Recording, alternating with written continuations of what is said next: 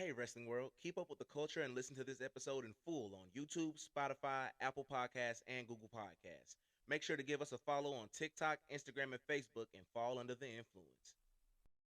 As of now, Cash Wheeler has just gotten some hot trouble. Member of FTR. Ain't he currently the ROH Tag Team Champion as we speak? I think they might be the AEW Tag Team Champions right now. I stand corrected. But as you guys can see, man, he's gotten in some trouble, man, with a firearm. And there's been images surfaces of his mugshot and stuff, man. And it's just a sad moment for the guy, man, Yeah, and no more details have come out about the story, but I'm glad nobody was hurt. I'm glad everybody's, seems to be in a stable place for now. But you remember that promo that Arn Anderson cut not too long ago, where he was talking to Cody? I pull out the Glock, put it on his forehead. He was talking about, I think Cash heard that and was like, yo, this nigga spitting. I think he immediately heard that and was like, yo, I ain't finna be caught lacking out here. You know what I'm saying? We're gonna have to call him Gats Wheeler because my man ain't playing with y'all. You know what I'm saying? Y'all think it's just fists and flips. Nah, it's guns and clips. So quit playing. You know yeah, so with all that being said, get off of John Morant's head, okay? Hey, yo, John Morant, there's your tag team partner. No, there's Cash Wheeler's tag team partner. Right. Dax is out of there, bro. Yeah. For those of you who haven't checked out, make sure you check out our WWE meets NBA episode. You know what I'm saying? Speaking of that, you saw that segue? You feel me? Yeah. Get nice with it. Well, the good news is he's not in any type of trouble. But with the law, like he's going to be able to make the show in Wembley. They're not going to revoke his passport, nothing crazy like that, barring any like real reprimanding from AEW office. Mm-hmm. So if Tony just lets him cook, they're going to be cooking, and they'll be at Wembley doing what they do best next week. So awesome. Yeah. So let's go ahead and switch gears into WWE for a second. I think one of the hottest stories right now is, I think the hottest wrestler in wrestling right now is still Roman Reigns. You know what I'm saying? He's not even that hot at this point. He's like a tier above hot because I think LA Knight is hot. You know what I'm saying? LA Knight's on fire. Yeah, on fire. Like Roman is still over that. You know what I'm saying? And there was an injury scare with him at SummerSlam. Yeah. Apparently he had injured himself early into the match. There really hasn't been no released moment in what he's really injured at this point. Mm-hmm. But there was already rumors of Roman being off WWE television for a while though. Yeah, I don't think that's new news to anybody. Everybody that's been a fan of Roman Reigns at this point knows that he's gonna be on a part-time schedule for the most part. But the fact that he was able to work his way through that match, because apparently the injury happened early on in the match, mm-hmm. which also is why the match probably didn't live up to everyone's expectations. They did the best they could, but we don't even know what Roman's injury was, do we? They said it was early in the match though, but we don't know where it was. I heard someone say a shoulder, I heard someone say a groin, but there's no real details into what he actually injured. Okay. And so I'm assuming that, tribal combat, and one thing I want to point out, it was a tribal combat match.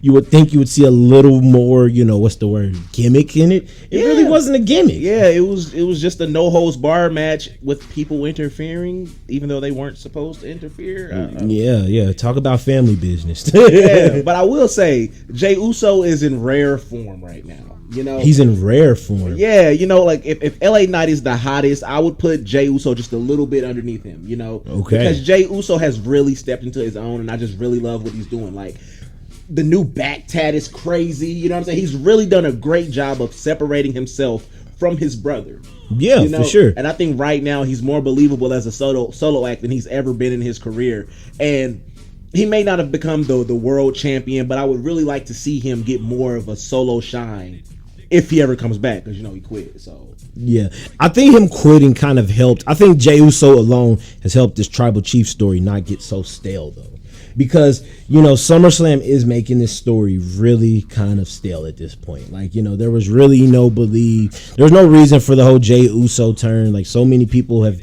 tried to, defend it and stuff like that. Even Jimmy Uso was trying to defend it. Yeah. But I think with Jey Uso leaving and stuff like that, it's kind of made it hot, because eventually when Jey Uso comes back, it's going to be a great pop.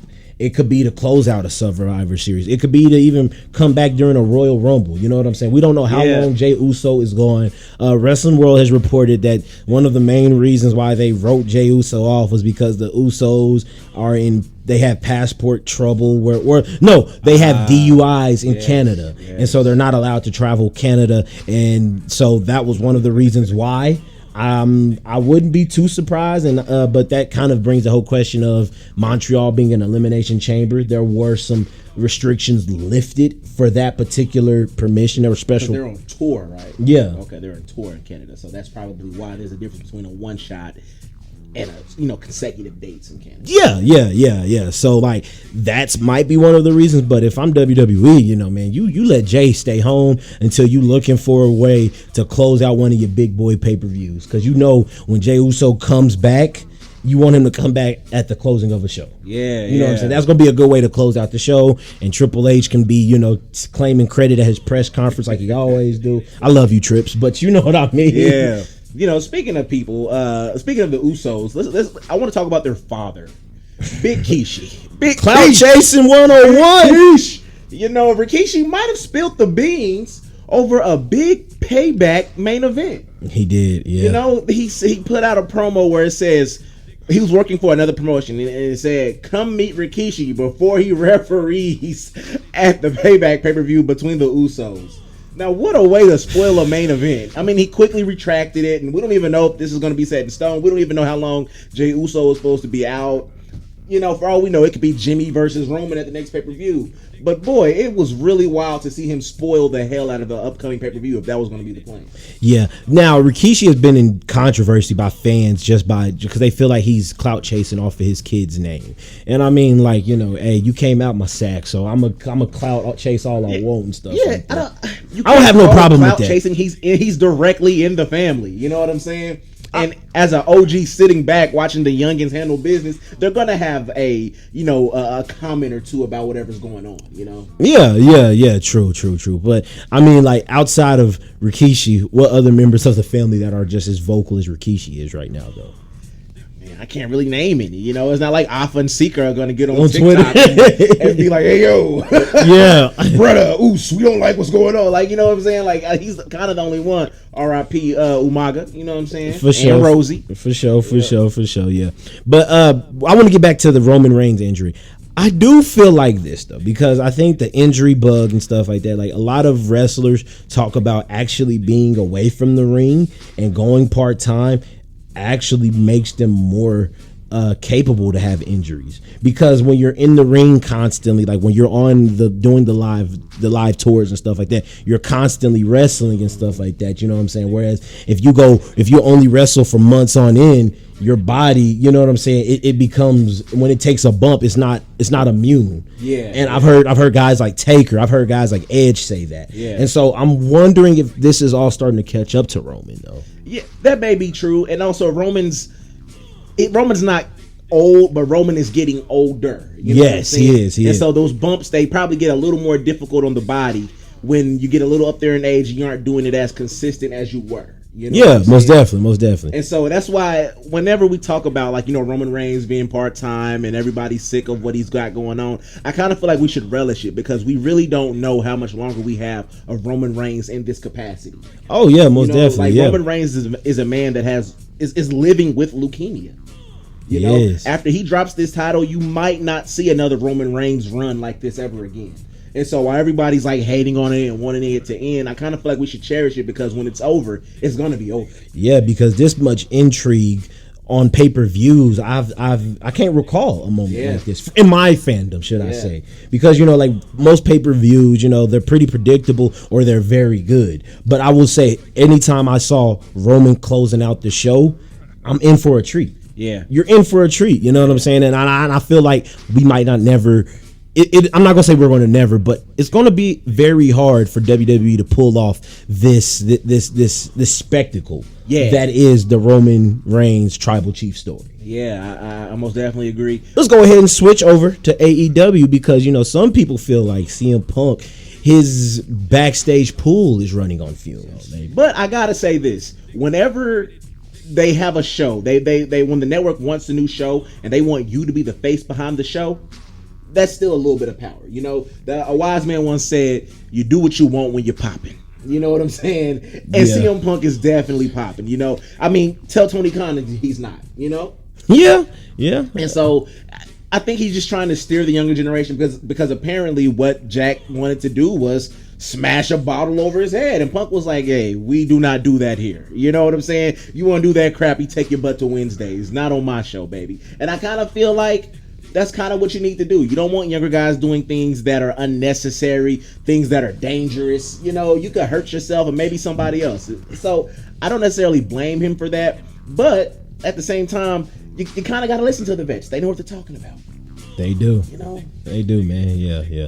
And on to some other news. El Helio del Vikingo, one of wrestling's hottest acts right now. Indie wrestling's hottest act, man, because I've seen this man. No, don't say indie, national. That man goes from Mexico Internet. to international. You feel me? Yeah. International wrestling star El Helio del Vikingo. Vikingo. He is injured, man. GCW announced that he's injured after collapsing at Triple Mania. Sheesh, collapsing. Yeah, man. He collapsed. It freaked everybody out.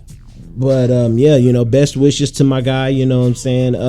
I think that indie wear and tear, it's coming back to bite, and it's coming to bite with a vengeance, man. Because Vikingo, like with I think we'll talk about this later in Raw reactions. But man, Vikingo has shown me things that I didn't even think was humanly possible. Yeah, now bro looks like somebody's wrestling in reverse sometimes. You know? Like, yeah, man. And so hopefully he's okay. You know what I'm saying? But like some of the stuff he does. It's not hard to believe that he could get hurt, you know? Yeah. And so the fact that he's, okay is something to be very happy for, because it could be a whole lot worse doing the type of stuff that guy does. Yeah, man, for sure. And same thing goes to Leo Rush. Rush announced that he's injured, and I believe he's not going to be competing in Impacts. I believe they're having a big celebration. Is it their 500th episode? Sheesh. I believe. And he's the current X Division champion, right? Yes, he is. Yes. Impact been going crazy. They have been. Shout outs to the Team 3D reunion, so I'm definitely going to watch that, man. Yeah. So we were talking about tag teams. Speaking of tag teams, I want to touch on the New Day's Big E. Yes, let's talk about it. Hot tags. Big E, so apparently his doctors have told him he shouldn't wrestle anymore. You know, and at this point, Big E's main focus is just he wants to be healthy and live a prosperous life on both legs without any issues. And can't be mad at the brother for that. You know, if we never see Big E wrestle again, I'm just glad I got to experience it, because he was definitely a great talent. Somebody that we got to see win the championship. And you could talk about it wasn't the best run ever and all that nonsense, but I'm just glad that we got to see it happen. I'm glad he got to experience that peak in his career. Oh, for sure. And so if we never see Big E wrestling, I just want to say thank you, Big E. Most definitely, yes. Yeah. As a wrestling fan these last couple of years, I've learned not to never say never. But, I don't want to. I want to take it with a grain of salt. You definitely want to. Yeah. You know what I'm saying? Like, they saying the same thing about Orton, but then you hear about Orton potentially. You know what I'm saying? Yeah. Doctors told him to retire. He said, fuck that. Yeah. Make me a new theme song, damn it. Yeah. He got a remix. So, hopefully he comes back. Speaking of people coming back that are, on the brink, Bray Wyatt. Yeah, life-threatening, man. A lot of y'all out there owe Bray Wyatt an apology. I'm not going to lie. Because we know we've been talking, y'all have been talking crap about Bray Wyatt. Ever since the WrestleMania match, he missed WrestleMania. He's been gone. Y'all said he was a bad investment. Everybody was saying that he's been inconsistent and he wasn't worth the money. Turns out Bray Wyatt has been fighting for his motherfucking life, man. Bray Wyatt has been out with some undisclosed injury, trying to work his way back up to his health, and he's kept it very Jamie Foxx. He ain't want everybody to know what's going on with him. He ain't want you to see him when he was Maybe down that's bad. because he a clone. Oh, shoot, baby. Bro's a clone. Hey, man, you know what I'm saying? Damn. Y'all heard it on Cultural Influence, man. But it's good to know that he's on the mend, and we should be seeing him back in our rings sometime soon. So, all y'all owe him an apology. But I might be the one that owe him an apology, but I will say this, though. I do feel like that run still was lackluster. I have every right to say that run was lackluster. You know what I'm saying? That return, the only thing that happened that was hot was his return, man. Yeah. You know what I'm saying? Like, and it, I understand, like, the whole injury. Like, we don't know the full depth of his injury and stuff like that, but I did assume that something was serious, because you don't just insert all this money in him for him to just, you know what I'm saying? Like, Bray Wyatt has sprained his ankle at WrestleMania, and he still wrestled that night. So I don't even want to question his heart and stuff like that. But the fact knowing that his heart, that his life he was fighting for his life, that does discourage us. You know what I'm saying? So I do owe him an apology. So Ray from Cultural Influence will send you an apology, Bray. I never doubted you, bro. But your story is still trash, though. I just want you to know that.